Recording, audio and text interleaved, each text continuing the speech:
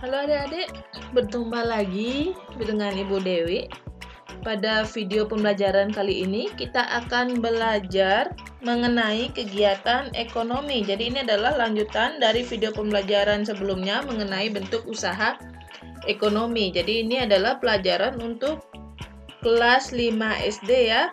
Jadi yang kita lanjutkan sekarang adalah mengenai perusahaan kelompok.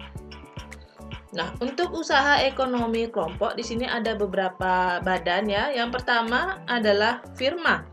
Jadi firma itu merupakan perusahaan yang didirikan oleh sedikitnya 2 orang. Biasanya pendiri firma adalah orang-orang yang sudah saling kenal. Setiap anggota firma mempunyai hak untuk bertindak atas nama firma.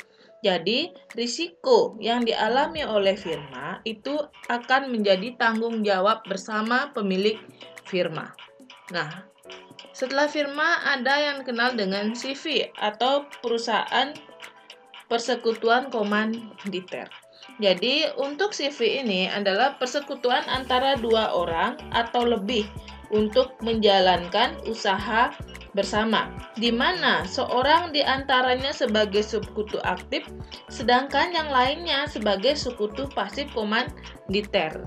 Jadi hanya salah satu yang menjalankan usaha ya. Sekutu aktif di sini akan bertanggung jawab penuh atas kelancaran usaha, sedangkan sekutu diam mempercayakan jalannya usaha pada sekutu aktif. Jadi di sini bedanya antara firma dan CV. Jika pada firma, semua pemilik firma akan bertanggung jawab dan menjalankan perusahaan secara bersama-sama. Sedangkan pada CV hanya sekutu aktif yang menjalankan usahanya. Sedangkan sekutu pasif hanya menunggu hasil yang sudah dikerjakan oleh sekutu aktif. Nah, berikutnya adalah PT. PT itu adalah perusahaan yang modalnya diperoleh dari penjualan saham. Ya, jadi saham adalah surat berharga sebagai tanda keikutsertaan menanamkan modal dalam perusahaan, di mana setiap saham akan memiliki nilai nominal. Jadi nilai nominal ini adalah nilai yang tercantum dalam saham yang kemudian diperjualbelikan di pasar modal. Nah, untuk bentuk PT sendiri ada 3 jenis, yaitu PT terbuka, PT tertutup, dan kosong. Nah, PT terbuka atau TBK, ya biasa dinamanya di belakangnya ada TBK, berarti itu adalah perusahaan perseroan terbatas terbuka. Jadi ini adalah perusahaan yang terbuka untuk umum. Jadi saham ini sudah dilemparkan ke pasar saham sehingga orang luar pun punya kesempatan untuk menjadi pemegang saham di perusahaan tersebut. Nah, contoh dari PT terbuka di situ adalah BCA, kemudian ada Astra, ada PT Semen Indonesia, ada PT KAI, dan masih banyak lagi untuk jenis-jenis dari PT terbuka. Jadi jika perusahaan PT tersebut sudah dilempar ke pasar saham, jadi bisa dikatakan PT itu termasuk ke dalam PT terbuka. Nah, berikutnya adalah PT tertutup. Nah, PT tertutup itu adalah PT yang tidak dilemparkan ke pasar saham. Biasanya PT tertutup ini untuk pemilik sahamnya ini sudah masuk ke golongan tertentu. Jadi pemilik saham ini hanya orang-orang mungkin di keluarganya atau mungkin di kalangannya bergaul. Jadi tidak dilempar ke masyarakat umum. Contoh dari PT perseroan terbatas tertutup itu adalah Salim Group, Lipo Group, Bakri Group. Jadi dalam perusahaan ini hanya keluarganya saja yang memiliki saham dalam perusahaan tersebut. Berbeda dengan PT terbuka yang siapapun punya kesempatan untuk menjadi pemegang saham. Nah, yang terakhir ada PT kosong. Nah, jika PT kosong ini adalah PT yang izinnya semua istilahnya surat-suratnya sudah ada, izinnya sudah ada, tapi tidak ada kegiatan yang berlangsung di perusahaan tersebut. Bisa saja hal ini terjadi karena PT tersebut sudah mengalami kerugian ataupun bangkrut. Jadi PT itu masih ada, terdaftar dalam nama perusahaan ya, tapi sudah tidak ada kegiatan yang dilakukan di sana. Misalnya salah satunya utamanya itu, karena mengalami kerugian. Contohnya adalah PT Sarana Rekatama, PT Asian Biskuit, PT Adam Air, PT Semen Kupang. Nah, jadi itu adalah bedanya dari PT ya.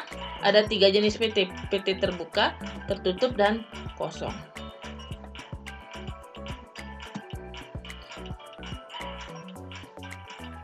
Nah, berikutnya kita lanjutkan dengan BUMN. Nah, BUMN itu adalah badan usaha milik negara, di mana perusahaan yang seluruh modalnya dimiliki oleh negara.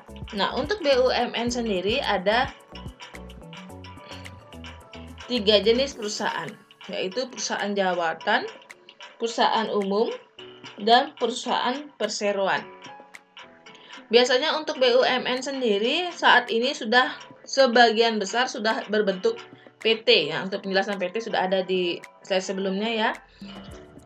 Sedangkan untuk perusahaan jawatan sendiri ini sebenarnya perusahaan BUMN yang memang terfokus pada usaha untuk mensejahterakan masyarakat. Tapi untuk saat ini perusahaan BUMN yang berbentuk perjan sudah tidak ditemukan lagi. Nah, kemudian ada Perum. Perum ini adalah perusahaan BUMN. Selain untuk mensejahterakan masyarakat, juga ada tujuan lainnya, yaitu untuk mendapat keuntungan. Ya. Nah, sedangkan PT ini benar-benar tujuannya untuk mencari keuntungan. Nah, contoh dari perusahaan BUMN yang berbentuk PT sini adalah Pertamina, Garuda Indonesia, PT KAI, BNI, Pegadaian, dan masih banyak lagi. Setelah BUMN, ada perusahaan daerah. Nah, perusahaan daerah ini sama halnya seperti BUMN ya, hanya bedanya kalau BUMN itu perusahaan dimiliki oleh negara, maka perusahaan daerah ini adalah perusahaan yang modalnya dimiliki oleh pemerintah daerah. Nah, sebagai contoh itu adalah PDAM, perusahaan daerah air minum. Kemudian ada bank daerah, seperti Bank BPD Bali, kemudian ada Bank Jakarta, dan sebagainya. Dan yang terakhir adalah koperasi. Koperasi adalah usaha bersama dalam bidang ekonomi, dibentuk berdasarkan prinsip saling membutuhkan dan kesamaan kebutuhan anggotanya. Nah, di Indonesia sendiri ada 5 bentuk koperasi ya. Yaitu ada koperasi konsumsi, koperasi produksi, koperasi simpan pinjam, koperasi jasa, dan koperasi serba usaha. Yang sampai saat ini banyak ada di masyarakat adalah koperasi simpan pinjam dan koperasi serba usaha. Nah, kita bahas satu persatu. Untuk koperasi konsumsi, itu adalah koperasi yang menjalankan usaha penyediaan berbagai barang untuk memenuhi kebutuhan sehari-hari, seperti beras, gula, sabun, minyak goreng, perkakas rumah tangga, dan barang elektronik. Jadi tujuan pembentukan koperasi ini adalah untuk memenuhi kebutuhan anggotanya akan barang-barang konsumsi dengan harga dan mutu yang layak. Berikutnya, koperasi simpan pinjam atau koperasi kredit adalah koperasi yang bergerak dalam usaha simpan pinjam. Koperasi ini menerima simpanan dari anggota. Jadi uang yang terkumpul akan disalurkan kepada anggota dalam bentuk pinjaman. Jadi contoh dari koperasi simpan pinjam itu adalah KUD, Bukopin, dan Bank Koperasi Pasar. Yang ketiga, koperasi produksi. Koperasi produksi adalah koperasi yang bergerak dalam bidang produksi barang. Produksi barang tersebut dapat dilakukan secara bersama maupun individu. Ya, contohnya seperti koperasi peternakan sapi, koperasi pengusaha tahu tempe, koperasi pengusaha batik, koperasi pertanian, dan bentuk-bentuk koperasi yang lain. Yang keempat yaitu koperasi jasa. Koperasi jasa adalah koperasi yang bergerak di bidang penyediaan jasa tertentu bagi para anggotanya maupun masyarakat umum. Contoh koperasi jasa adalah koperasi angkutan, koperasi jasa audit, koperasi perumahan, koperasi asuransi, dan koperasi pengurusan dokumen. Ya, yang terakhir adalah serba usaha. Dari serba usaha berarti dia melakukan berbagai macam usaha.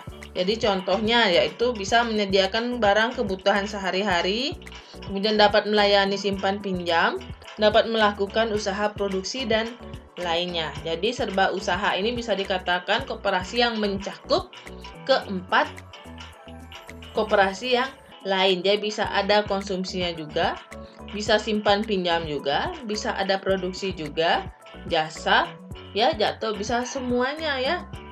Jadi itu adalah jenis dari koperasi. Nah, jadi sekian untuk usaha ekonomi kelompok. Semoga dapat dipahami untuk materi kegiatan ekonomi ini. Selamat belajar dan sampai berjumpa di video pembelajaran selanjutnya.